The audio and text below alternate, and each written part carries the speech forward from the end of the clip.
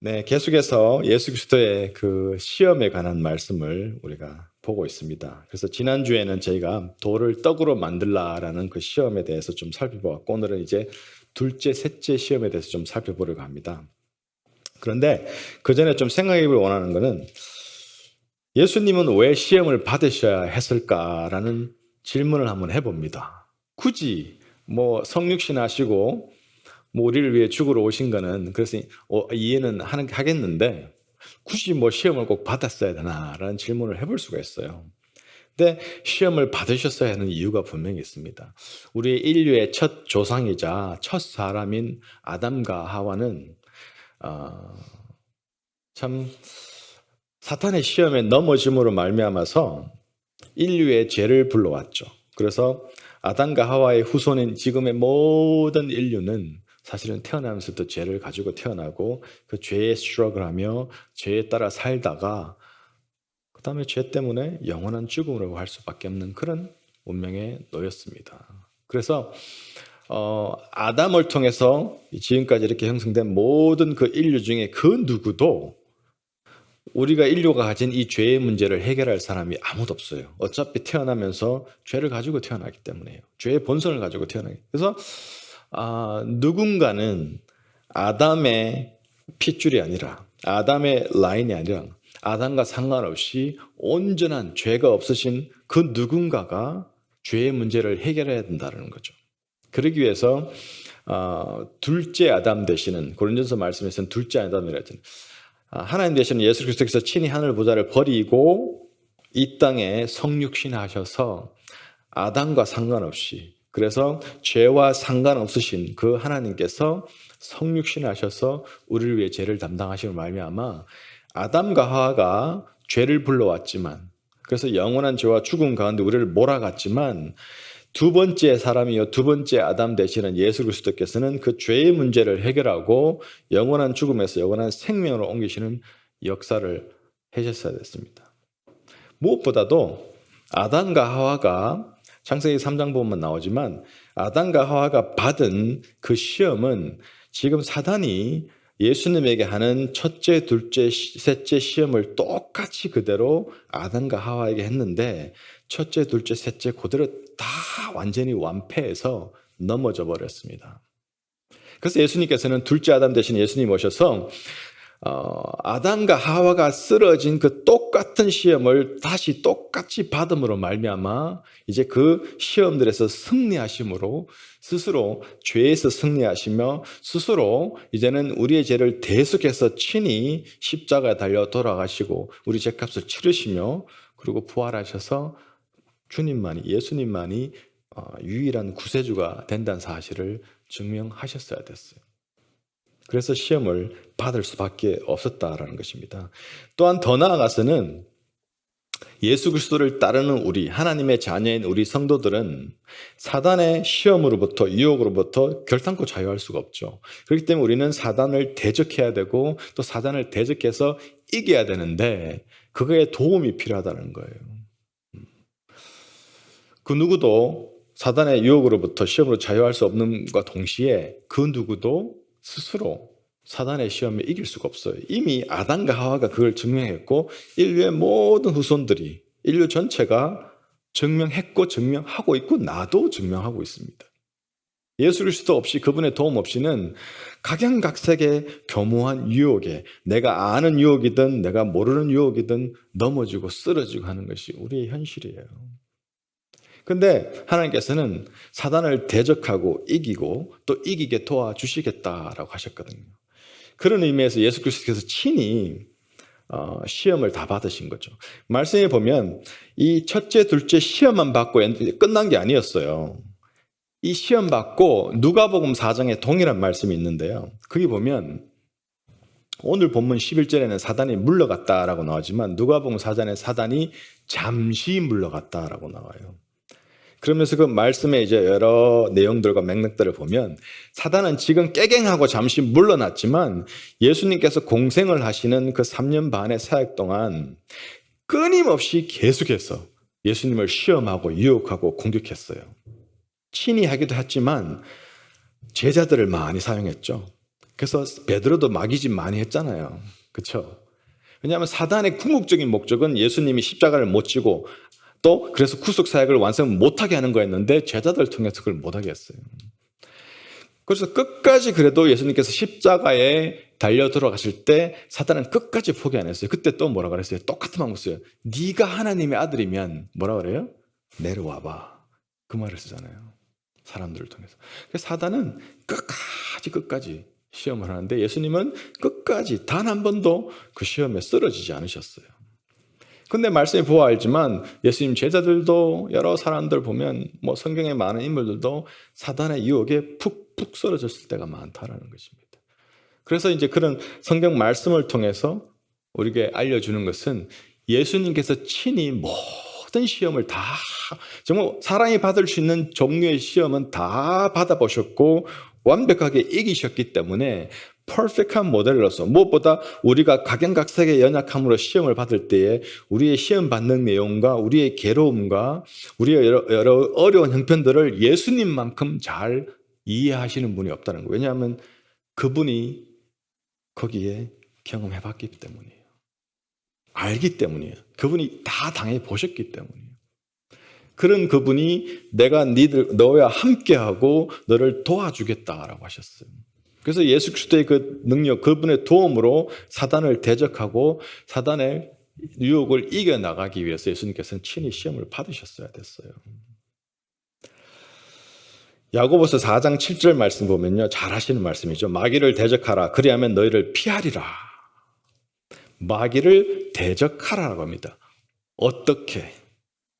그러니까 요렇게 대적 못할 거면 아예 도망을 가는 거지만 마귀를 대적하라고 얘기해요. 어떻게? 말씀으로.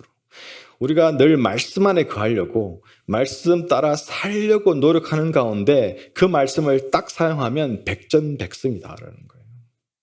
그렇게 예수님은 우리에게 말씀하셨고 그렇게 할 때 도와주겠다는 거예요. 네가 내 말을 말대로 살려고 노력할 때 그 말씀을 사용하기만 하면 언제든지 마귀는 도망갈 거야.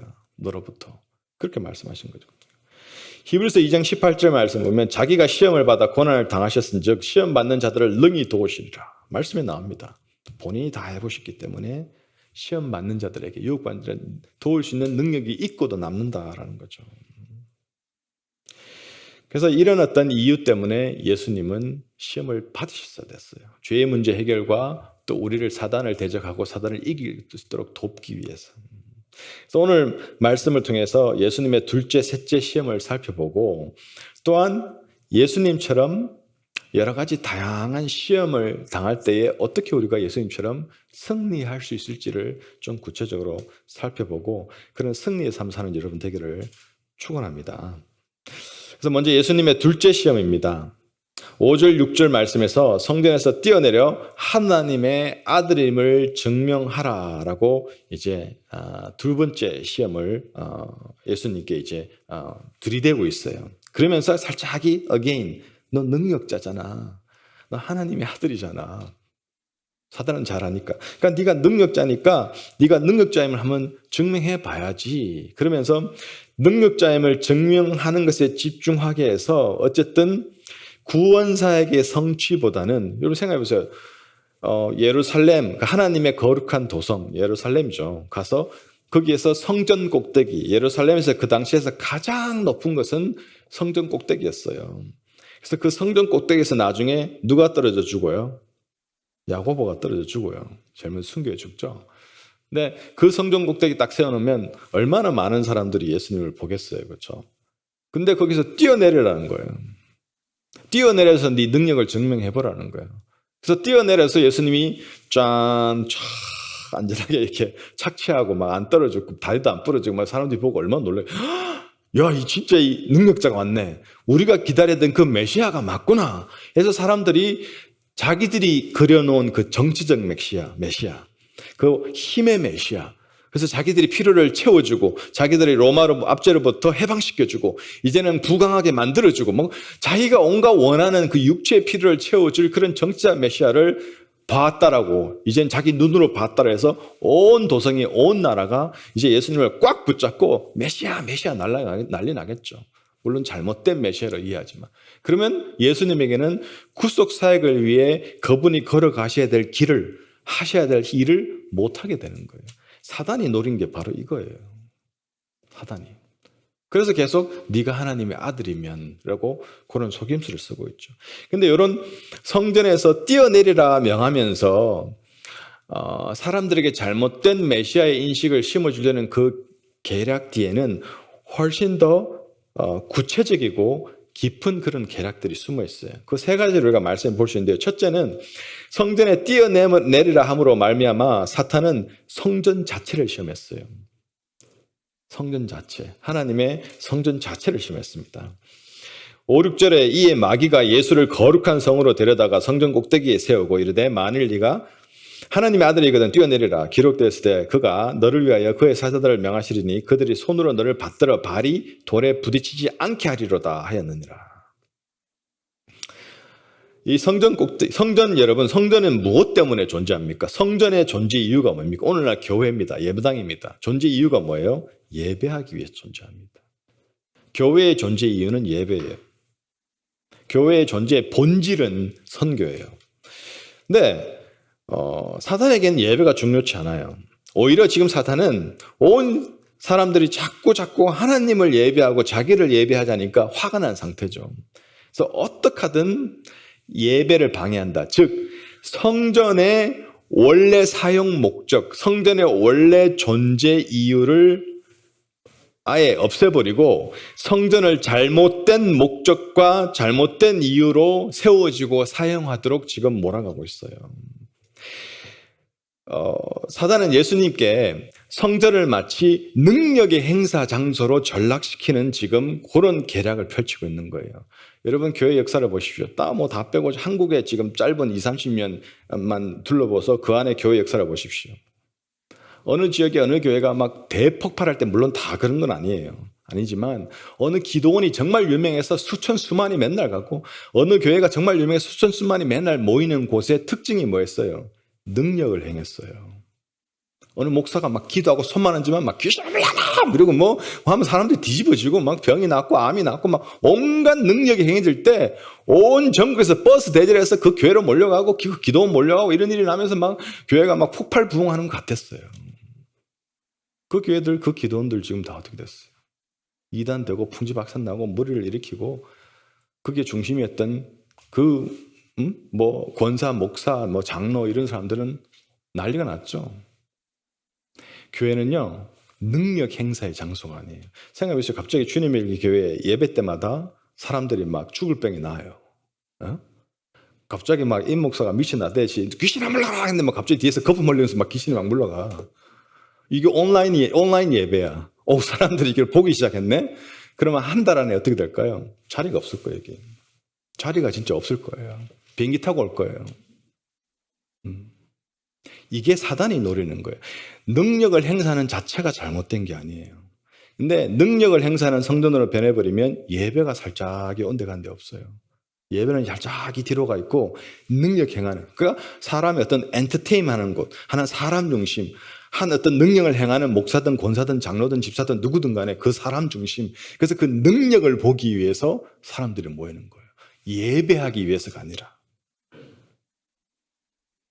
그러니까 사단은 지금 예수님에게 성전에 뛰어내려서 능력을 행함으로 말미암아서 성전을 그런 용도로 변경시키려고 하는 거예요. 예나 지금이나 이런 유혹은 똑같습니다. 또한 성전에서 뛰어내리면서 사단이 가지고 있었던 더 깊은 두 번째 계교는요, 사탄은 하나님 말씀인 성경 자체를 시험했어요. 첫째는 성전을 시험했는데 둘째는 성경 말씀을 시험했어요. 첫 번째 시험, 돌을 떡으로 만들라라는 그 시험에서 예수님께서 신명기서 8장 3절로 딱 일축시켰잖아요. 사람이 떡으로만 사는 게 아니라 하나님 입으로부터 나오는 말씀으로 살 것이다 하면서, 그러니까 한마디로 그냥 딱 일축 끝났죠. 그러니까 사단이 엥 하면서 자기도 말씀을 사용해요. 아담과 이브한테 또 말씀을 사용했거든요. 사실은 말씀을 사용합니다. 기록하였으되 그가 너를 위하여 그의 사자들을 명하시리니 그들이 손으로 너를 받들어 발이 돌에 부딪히지 않게 하리로다 하였느니라. 이거 어느 말씀을 사용했을까요? 시편 91편 11절 12절이에요. 사탄도요, 성경을 너무 잘 알아요. 성경을 딸딸 외우듯이 합니다, 사탄도. 그러니까 이단들의 특징이 뭐예요? 성경을 막 300번 읽었다, 1000번 읽었다. 그래서 성경을 처음부터까지 외우듯이 알아요. 많은 이단들도. 이 시편 91편 12절 12절 말씀. 그가 너를 위하여 그의 천사들을 명하사 내 모든 길에서 너를 지키게 하심이라. 그들이 그들의 손으로 너를 붙들어 발이 돌에 부딪히지 않게 하리로다. 비교하시면 벌써 뭔가가 약간 다른 것을 느끼실 것입니다. 사탄은요, 예수님을 시험하기 위해서 하나님 말씀이라는 확실한 증명서류를 제출하고 있어요. 하나님 말씀을 딱 들이대니까 사람들 보기에는 확실하다. 말씀을 인용하는데, 하나님 말씀을 인용하는데 이렇게 생각할 수 있거든요. 근데 사탄이 하나님 말씀을 인용할 때 무슨 의도를 가지고 이 말씀을 인용해서 시험할까라는 거죠. 사탄은요, 사탄이 스스로가 아니면 사탄 이 이단을 통해서 아니면 사탄이 우리 마음에 의심을 들게 해서 말씀을 이용해서 그 말씀의 의심에 생기게 하는 것은 말씀 자체, 그 말씀의 목적성을 의심하게 만들려고 한다는 거예요. 말씀은 목적이 있거든요. 말씀을 인용하면서 이 사탄이 지금 펼치는 논리는 뭐냐면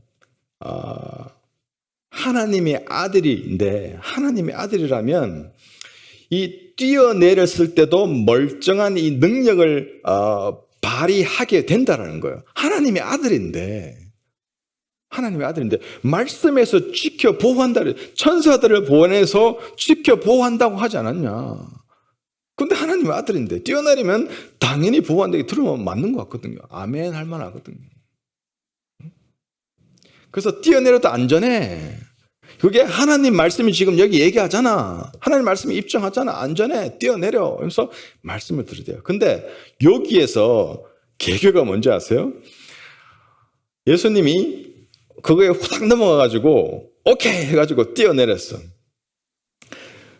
근데 뛰어내려도 예수님이 능력을 사용함으로 그 능력을 해서 능력 사용이 중심이 되니까 성전의 원래 목적을 이미 첫 번째 개교에서 넘어가게 돼요. 근데 더 나아가서 예수님이 만약에 안 뛰어내려. 그래서 예수님이 안 뛰어내리면 뭐라 그래요? 야, 네가 하나님의 아들이라면서 이 말씀을 안 믿네. 하나님의 아들이면서 어떻게 말씀을 안 믿을 수가 있어? 네 이게 말이 돼? 그러니까 이게 또 열받아서 예수님 만약에 뛰어내렸다 칩시다. 근데 뛰어내렸는데 아무도 안 도와줬어. 철퍼덕 해가지고 이게 난리가 나버렸네. 뭐 다리가 부러지든 아니면 뭐 예수님이 어떻게 됐어요. 떨어져가지고. 떨어지면 죽겠죠 당연히. 그럼 또 뭐라 그래요? 뭐야? 말씀이 천사가 와서 보호한다 그래놓고 뛰어내렸는데 말씀 믿고 뛰어내렸는데 안 보호한 이 말씀이 잘못됐네. 이거 오도 가도 못하는 상황이 되는 거죠. 그렇게 몰아가고 있는 것입니다. 결국은 이렇게 뭐 이쪽 방향 다 몰아가면서 예수님을 시험하는 것은 결국 하나님 말씀을 이렇게 플레이하면서 잘못 사용하면서 오용하면서 말씀 자체를 시험하고 있는 거예요.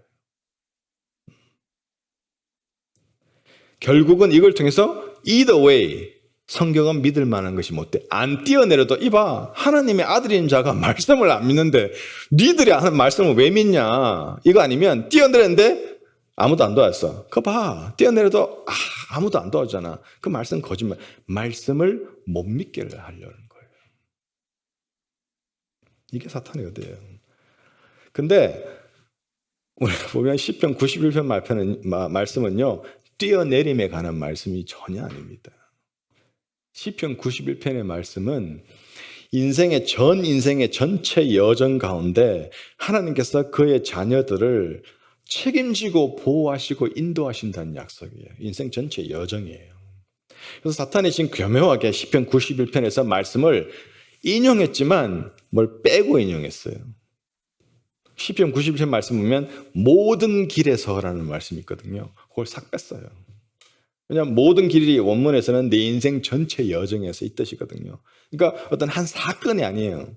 그러니까 네가 뭐 네 생각에 뭐 이게 옳은 것 같고 이게 맞는 것 같고 아니면 성경에 근거하지도 않은 너의 이상한 믿음 가지고 막 스스로를 막 어려움에 처하고 위험에 처했는데 그때마다 막 천사가 와서 널 도와주고 한다는 그런 생각을 막 심어주려는 거예요. 여러분, 내가 말씀에 불순종하면서 내가 온전한 믿음의 삶을 살려고 노력하지 않으면서 내가 지극히 어떤 인간적인 판단이나 실수로 어떤 선택을 하고 어떤 길을 걷다가 스스로 삶에 참 참담한 어려움이나 너무 아픈 상황이나 너무 힘든 도전을 맞이했을 때 하나님이 천사를 보내서 마치 성경에 뛰어내린 나를 건져줄 것처럼 기도하는 것 자체, 그 기대하는 자체가 하나님에 대한 도전이고 시험이에요. 잘 아셔야 돼요. 우리 하고 싶은 대로 다 하고 살아도 하나님은 언제나 우리를 건지시고 도우시고 한없이 무조건적인 자비의 하나님은 아니란 사실을 기억하셔야 돼요. 대가를 치러야 될 때는 대가를 치르게 하십니다, 하나님이. 그걸 우리가 기억해야 돼요. 지금도 사탄은요, 이단들을 이용해서 이 방법을 사용해요. 말씀을 빼고 더해가지고 자기 식대로 막 해석해서 이단을 따르는 사람들을 인간적인 열심으로 아니면 어떤 두려움에 기반한 것으로 아니면 내가 한 만큼 뭔가 쟁취하고 받고 이루는 것처럼 해서 사람들이 거기에 푹 빠지게 만들어요. 말씀을. 세 번째 숨어있는 그의 계교는요, 사탄은 하나님 자신을 시험했어요. 성경에서 뛰어내려는 걸로. 이 성경이 믿을 만한 것이 못 된다라고 이렇게 나름 밝히려고 노력하면서 성경이 믿을 만한 것이 별로 못 되니까 이 말씀을 주신 하나님도 믿을 만한 대상이 아니다. 절대적으로 신뢰할 만한 대상이 아니다라는 것을 심어줍니다. 여러분 가만 생각해 보십시오. 사단이 교묘한 방법으로 저와 여러분들 삶 속에 이런 생각을 심어줘요. 왜 사람이 온전히 순종 못할까요? 왜 여러분 삶 속에서 어떤 영역들은 말씀이 분명히 어떻게 하라고 나왔는데도 그걸 순종 안 할까요? 왜 순종이 이렇게 힘이 들까요? 거슬러 올라가면 우리 안에 깊숙이 정말 말씀이 절대적으로 100% 믿을 만한 것인가? 진짜 말씀대로 그대로 했을 때 내 삶은 과연 괜찮을까? 내가 정말 죽을 만큼 힘들지 않을까? 다 잃어버리지 않을까? 정말 말씀대로만 온전히 순종하고 살아갈 때 진짜 괜찮을까 하는 생각에 그 말씀을 주신 하나님조차 100% 신뢰하는 게 힘든 내 마음을 찾을 수가 있어요. 들어가 보면. 말씀을 주신 하나님을 100% 신뢰하면요, 무조건적으로 듣게 돼 있어요. 말씀을. 당장은 이 말씀이 이해도 잘 안 가기도 하고 이렇게 하면 너무 많은 손해가 있을 것 같은데 뭔가 잃어버릴 것 같은데 더 힘들 것 같은데 이건 아닌 것 같은데 그런데도 불구하고 순종했을 때 놀라움을 경험해요. 그때 자라는 믿음, 그때 생성되는 믿음, 그때 하나님을 체험하고 그때 말씀의 체험, 그 말씀의 능력이 진짜 나의 믿음이 되는 거예요. 능력의 믿음. 한 번 이런 걸 맛본 사람들은 그 다음에 조금 더 쉬워지고 나중에 순종이 더욱 쉬워지는 거예요. 어쩌면 내 삶 속에 계속해서 없어지지 않는 여러 가지 문제들이 있다라면 내 개인의 문제, 뭐 가정의 문제, 부모 자식 간의 문제, 재정의 문제, 어떤 뭐 관계의 문제, 여러 가지 풀리지 않는 숙제가 계속 그 있는 건 하나님 분명히 거기에 대한 순종을 요구하시는 말씀이 있어요. 사람들이 그걸 순종 안 하기 때문에 그게 그대로 있는 거예요. 순종 안 하기 때문에 못 믿으니까 100% 못 믿으니까 많이 써먹는 예화지만 하나님이 꿈에 나타나셔가지고 내일 라로리샵 가서 번호 뭐 이거 6개 해서 해 그러면 $300 밀리언 될 거야. 그거 순종 안 하실 분이 있을까 싶습니다. 혹시나 개꿈이다 싶어도 뭐 이런 개꿈이 있나 싶어도 모르지 설마 혹시 아마 제가 장담해요. 100% 다 갈 거예요. 다. 뭐 돈 1불, 2불 뭐 쓰는 거야. 아침 일찍 일어나서 막 그 숫자 안 까먹으려고 잠에서 깼을 때 막 불 켜가지고 번호 막 적어놓고 문 열자마자 가서 할 겁니다. 아마 대부분 사람들은 1, 2불 안 할걸요? 한 최소한 1, 200불치 살걸요 아마. 그게 왜 순종이 그게 쉬울까요? 돈의 파워를 알기 때문이에요. 돈이 가진 능력을 알기 때문이에요. 즉 떡이 가진 능력을 알기 때문이에요. 근데 하나님의 말씀이 가진 능력을 잘 모르다 보니까 순종이 안 되는 거예요. 사단은요, 이 성전에서 뛰어내리라는 이 시험을 통해서 궁극적으로는 하나님 그 자체를 시험합니다. 하나님을 믿지 못할, 100% 믿을 만한 그런 존재는 아닌 것처럼 내가 믿지만 어느 정도까지. 이게 사단의 괴계예요.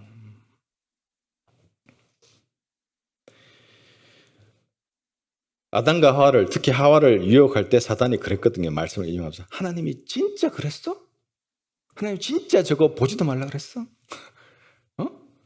진짜 그랬어? 진짜 내가 저거 먹으면 죽는다고 생각해? 자꾸 듣다 보니까 이게 아닌 것 같거든. 하나님 분명히 말씀하거든요. 정령 죽으리라. 근데 안 죽을 것 같거든. 의심스럽거든요.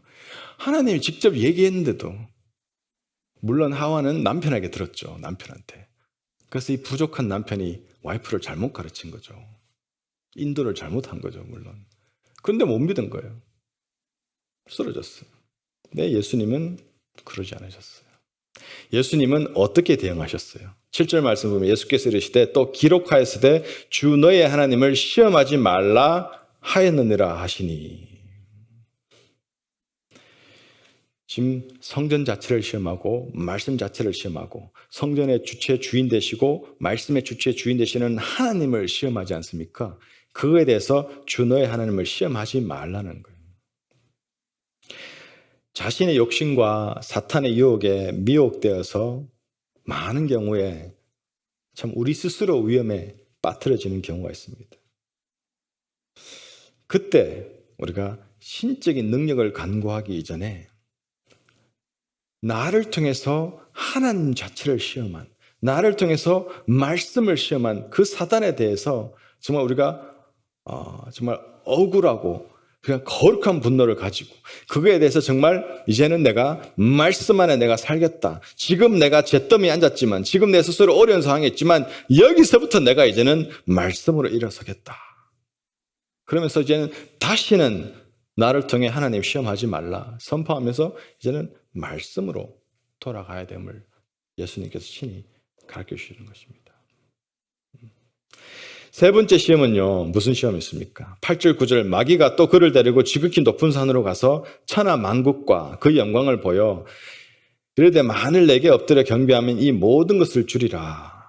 마귀가 이제 예수님을 지극히 높은 산으로 데려가서 천하 만국, 이 사단은 예수님이 다시 재림하실 때까지 이 세상의 왕이입니다. 이 세상에서 주인 노릇, 왕 노릇 하고 있죠. 그래서 이 천하 만국 모든 나라 열방들과 부와 어떤 권력과 이 모든 것을 다 쥐고 있다라고 얘기합니다. 그래서 네가 한 번만 잘하면 이거 다 줄게. 다 줄게. 지금 이렇게 유혹하는 거죠. 시험하는 거죠. 이때 예수님께서 어떻게 대응하셨어요? 이에 예수께서 말씀하시되 사탄아 물러가라. 다시 말씀으로 응수합니다. 기록되었을 때 주 너의 하나님께 경배하고 다만 그를 섬기라 하였느니라. 이에 마귀는 예수를 떠나고 천사들이 나와서 수종되니라.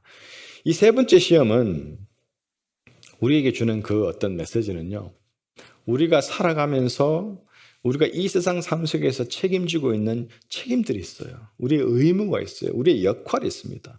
그거에 최선을 다하는 거 맞아요. 중요합니다. 근데 우리가 이 세상을 살아가면서 우리에게 주어진 책임이나 우리가 추구하는 삶에 어떤 정당한 방법과 정당한 권위가 아니라 교묘한 사탄의 그런 어떤 속임수, 술수, 그 나쁜 방법들. 그래서 나도 모르게 아니면 때로는 알면서도 사탄을 섬기는, 왜냐하면 사탄의 방법을 따를 때, 하나님의 방법을 따르지 않을 때는 다 사탄의 방법을 따르는 거죠. 주의 말씀대로 내가 내 삶의 역할들을 하지 않을 때는 다 사탄의 방법을 따르는 거거든요. 근데 사탄의 방법을 따를 때 그 따르면서 그 방법을 통해서 얻어지는 그 부와 어떤 부귀영화, 어떤 권력, 그 모든 것들은 다 부적당하고 시험이요 결국은 하나님 앞에서는 온전치 못하고 옳지 못한 것이 된다는 것이에요. 사단은 여기서 우리 일상에 늘 유혹하는 거예요. 요런 길을 걷게 하고 저런 길을 걷게 하고 요 선택을 하고 이거 타협하게 하고 이 방향을 바꾸게 하고 이거 안 하게 하고 저거 하게 하고 이 모든 부분들이 사단이 다 개입해가지고 우리가 하는 그 모든 선택들, 걸음들을 결국은 그의 방법을 따르도록 유혹하는 거예요. 근데 그것도 뭐 뿔 달려서 나타나서 짠, 내가 사탄이야. 다 줄 테니까 나를 따라서 해봐 하면 그래도 많은 분들이 우리 성도들은 너 임마 저리 가! 이러고 그래도 하나님 말씀 막 따르려고 할 거예요. 근데 사탄은 그런 식으로 절대 안 나타납니다.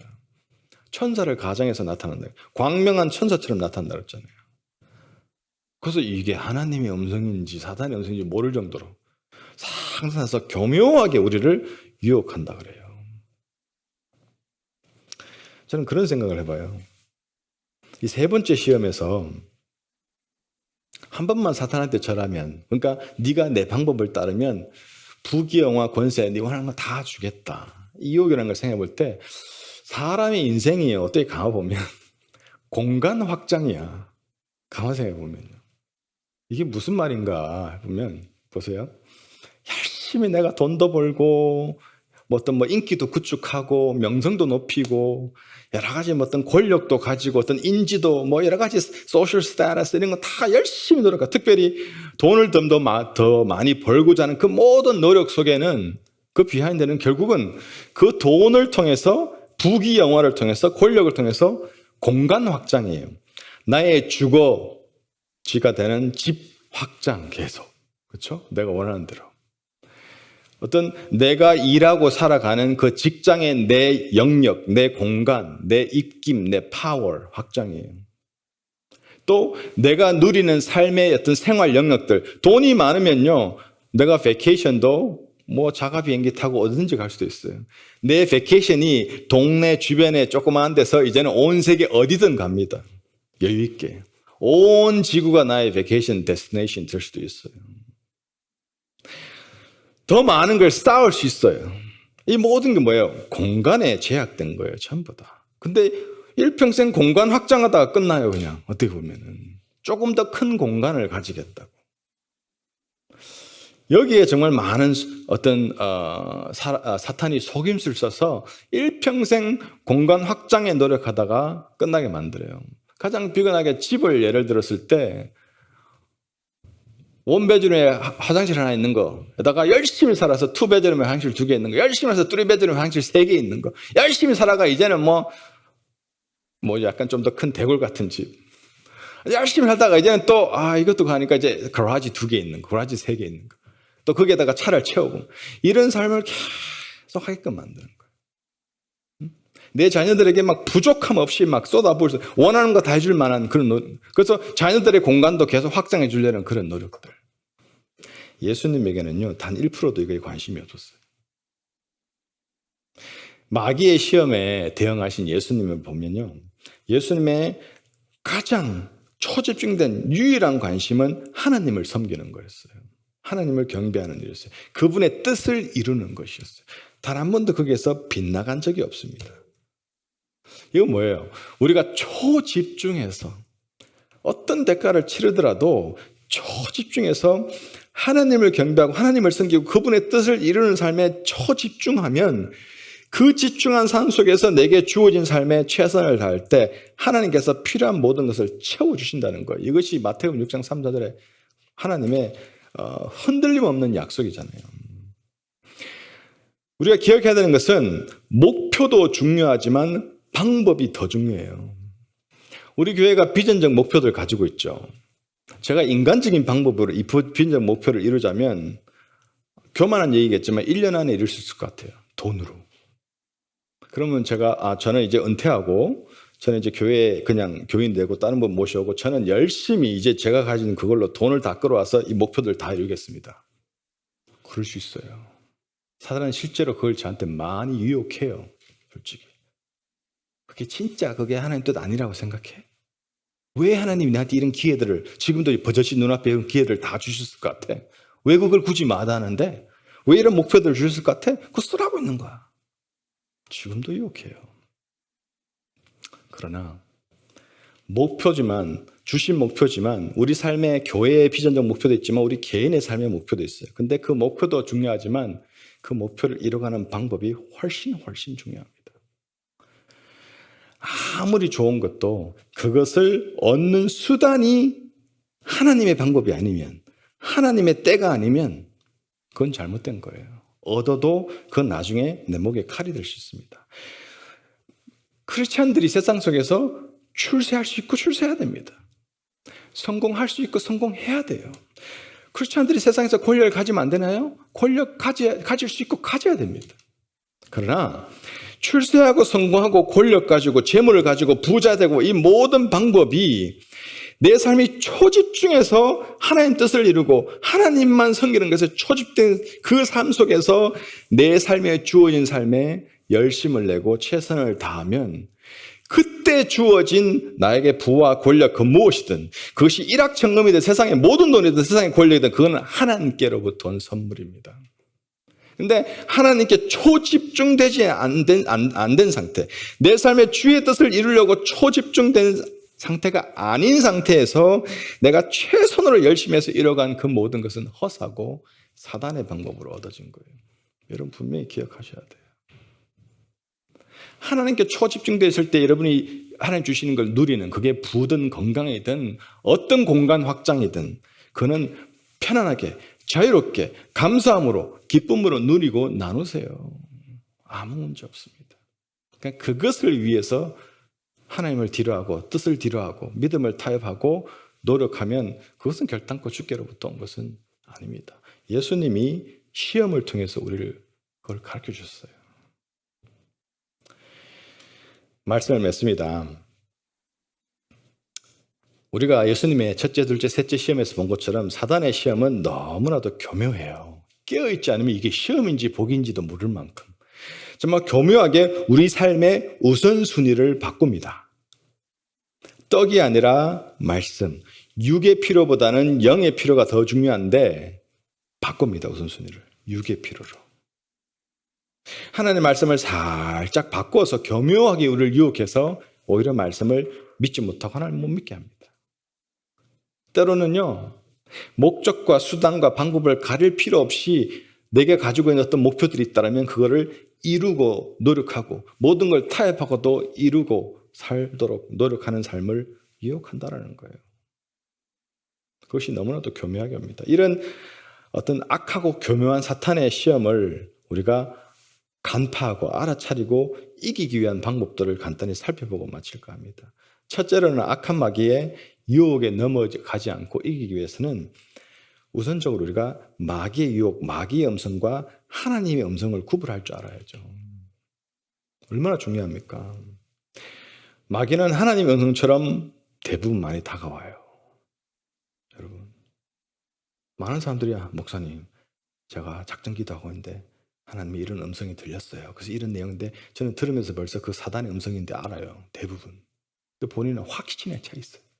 청년들은 하나님 이 사람이 제 배우자를 주셨어요. 확신에 차 있습니다. 저는 아닌데. 그리고 결혼하고 중니 사니 죽이니 살리니 뭐 이러고 삽니다. 정말로. 자기는 확신이 있었다는데 확신 어디 간지 몰라. 하나님이 이 직장이 맞대요. 하나님이 절로 가는 거 맞대요. 하나님이 이거 하는 거 맞대요. 막 확신을 줬다는데요. 근데 그 선택으로 말미암아 죽고 못 살 만큼 힘든 경우는 너무 많이 봐요. 왜? 사단이 하나님의 음성으로 가정에서 오는데 그걸 못 알아본 거예요. 못 알아차린 거예요. 이런 마귀의 유혹, 마귀의 음성을 하나님의 음성으로 착각하지 않기 위해서 어떻게 합니까? 우리가 마귀에 대해서도 잘 알아야 되는 거지만 더욱 중요한 것은 하나님에 대해서 잘 알아야죠. 그분에 대해서. 하나님이 어떤 분인지 정말 잘 알아야죠. 그렇기 때문에 우리가 하나님과 늘 교제하고 그분과 친밀한 관계를 누리면서 여러분 말씀에 양과 목자 비유를 많이 나눈 이유는요. 저도 가봐서 경험해왔지만 중동지방에 양은 자기 목자의 음성을 기가 막히게 저는 아무리 양의 이름을 불러도 양의 이름이 다 있어요. 아무리 양의 이름을 부르고 가까이 가서 당기고 해도 절대 안 합니다. 들이받을 자세를 취해요. 근데 주인이 멀리서도 이름 부르면 확 뛰어가요. 주인 음성을 그래서 그 양의 비유를 그렇게 쓴 거죠. 하나님과 교제하고 그분과의 친밀함을 누릴 때는 진짜 내가 그분의 양이 되고 그분이 진짜 내 목자가 되니까 그분의 음성은요, 단번에 알아본다라는 거예요. 어떤 다른 목소리가 있어도 쓸데없어, 요동치 않아요. 근데 하나님의 음성만 딱 들리면 바로 순종합니다. 하나님을 힘써 알아야 돼요. 하나님을 힘써 알 때 우리는 언제든지 사탄의 그 유혹에 대해서 이길 수 있는 거죠. 둘째로는 이 악한 마귀의 시험에 들지 않으려면 예수님 가르치신 방법들을 기도합니다. 제가 왜 주일 예배 때 시작을 주기도문으로 시작한지 아세요? 많은 분들이 주기도문은 그냥 가정 예배나 어떤 특별한 행사 때 예배 끝날 때 마지막에 하는 정도로 이해하죠. 천만의 말씀이요. 예수님께서는 이 주기도문은 교회 공동체에 주셨고 시시때때로 매일 모이거나 흩어지거나 개인으로 하든 공동체로 하든 이건 날마다 계속해서 하라고 주셨어요. 주기도문은요, 우리가 시시때때로 해야 되는 거예요. 모였을 때도 하고 혼자 있을 때도 하고 여러 다른 상황 속에서 주기도. 여러분, 많은 분들이 기도할 줄 몰라서 기도를 못해요. 기도를 왜 할 줄 몰라? 기도를 가르쳐 주셨는데 주기도문을 외우면 되잖아요. 못 외웠어요? 읽어요. 주문 외듯이 하지 말고 하나하나 그 뜻을 생각하면서 외우면 되는 거예요. 주기도문의 중요한 부분 있잖아요. 예수님 뭐예요? 우리한테 가르친 게 우리를 시험에 들게 하지 마옵시고 다만 악에서 구하옵소서. 기도 가르쳐 주셨잖아요. 주기도문만큼 파워풀한 기도가 없어요. 이거는 우리가 그냥 종교적인 어떤 리추얼로 외우는 게 절대 아닙니다. 사도신경은 사람이 만들었지만 주기도문은 주님이 가르쳐 주셨어요. 여러분. 그래서 어떡합니까? 주기도문을 기도하는 거예요. 날마다. 시시때때로 되새기면서. 주기도문 여러분 한 몇백 번만 하다 보면요, 어느 날 갑자기 하나하나에 막 갖다 꽂히면서 거기에 은혜 받고 거기에 막 눈물이 쏟아지고 막 깨달음이 있고 이런 그런 경험들이 아마 생기실 거예요. 기도해야 돼요. 주님 가르치신 방법대로. 주기도문을 시작하면서 거기서부터 내가 깨달음이 있으면 거기서 이제 더 파생되어서 정말 주의 뜻대로 하는 기도. 성령님이 내 안에서 기도를 가르쳐 주셔서 그분을 통해서 내가 정말 하나님의 뜻대로 주의 기도를 하게 되는 거죠. 그럴 때 사단은 도망가요. 우리가 이긴다는 거예요. 승리의 비결은 기도밖에 없다는 것을 성경에서 얼마나 강조합니까? 많은 성경 인물을 통해서 우리가 너무 많이 찾아보고 확인할 수 있죠. 기도합시다, 여러분. 제가 왜 자꾸 기도하자 그럽니까? 그런데도 슬프게 기도 자리에 안 나와요. 왜 그럴까요? 아직 정말 현실을 잘 몰라요. 제가 볼 때는 어떤 현실에 처해 있는지를 몰라요. 기도의 능력을 몰라요. 승리의 비결을 아직 몰라서 그래요. 대부분. 기도해야 됩니다. 기도해야 이깁니다. 마지막 셋째로는요, 마귀의 시험에 빠지지 않고 승리하기 위해서는 성령의 검, 즉 하나님 말씀이 필요하다는 거예요. 예수님께서 첫째, 둘째, 셋째 시험을 통해서 다 승리한 게 뭡니까? 말씀의 검, 성령의 검이죠. 다른 거 필요 없어요. 왜 하나님 말씀이 능력이 있고 왜 하나님 말씀이 검이 될까요? 하나님 말씀은 진리입니다. 진리. 사단은 가짜예요. 사단은 거짓말을 하는 자예요. 사탄이 하는 건 모든 게 거짓이에요. 근데 진리 앞에서는 거짓이 드러나요. 진리 앞에서는 거짓이 꼼짝을 못합니다. 아무리 거짓말을 유창하게 속여도 진리, 그 사실을 들이대면 다 드러나죠. 그러니까 말씀으로 대적하면 거짓은 그냥 드러나고 도망갈 수밖에 없다는 것입니다. 사탄은요, 궁극적으로 저와 여러분의 구원을 막고자 하고 예수 그리스도의 구속 사역을 막고자 별의별 어떤 시험과 공격들을 다 감행합니다. 그래서 우리 주님 되시는 예수 그리스도 먼저 시험을 받으셨고 그 시험을 확실하게 이기셨고, 그래서 우리 예수 그리스도께서 주 예수 그리스도 시험을 받았다는 사실을 기억한 것 동시에, 그래서 나도 시험을 받지만 내 주 되시는 예수 그리스도께서 그 시험을 확실히 이기셨기 때문에 내가 예수의 이름으로, 그분의 이름으로, 그분의 본을 받아서 그분의 방법으로 나도 사단을 대적하고 승리할 수 있다는 사실을 우리는 기억하고, 예수 그리스도 이름 앞에 사단은 벌벌 떤다는 사실을 기억하셔야 됩니다. 우리 마지막 말씀 한번 같이 읽겠습니다. 야고보서 4장 7절에서 8절 같이 읽습니다. 시작. 그런즉 너희는 하나님께 복종할지어다. 마귀를 대적하라. 그리하면 너희를 피하리라. 하나님을 가까이 하라. 그리하면 너희를 가까이 하시리라. 죄인들아 손을 깨끗이 하라. 두 마음을 품은 자들아 마음을 성결하게 하라. 우리가 마귀를 대적하기 위해서 어떻게 해야 되는지 야고보서 4장 7절 8절 말씀에 구체적으로 우리에게 가르치시죠. 구체적으로. 여러분, 사단의 이 시험 패턴은 거의 항상 비슷해요. 예수님의 첫째, 둘째, 셋째 이 시험처럼 육체와 물질적인 것으로, 어떤 명예와 감정과 우리 정신에 관계된 것으로, 아니면 권력에 대한, 재물에 대한 어떤 그런 욕심으로, 어떤 종교적인 그런 어떤 의무 관계된 것, 이렇게 늘 같은 패턴으로 우리를 치고 들어옵니다. 그러나 이 사단의 유혹에 우리가 승리하면 그만큼 유익이 있어요. 우리가 사단의 시험에 이기고 이길수록 영의 눈이 계속 열리게 되고 신앙과 인격의 성장이 계속해서 일어나게 되고 하나님께 귀히 쓰임받는 사역의 도구가 된다는 사실이에요. 그래서 피할 수 없는 사단의 이 유혹과 공격으로부터 우리가 담대하게 우리가 승리해서 참 하나님의 음성으로 분간하고 우리가 기도로 승리하고 말씀으로 대적해서 우리가 어떤 종류의 시험이든 예수 그리스도의 이름으로 그분의 방법으로 시험을 승리하고 이길 수 있는 여러분 되기를 축원합니다. 아멘.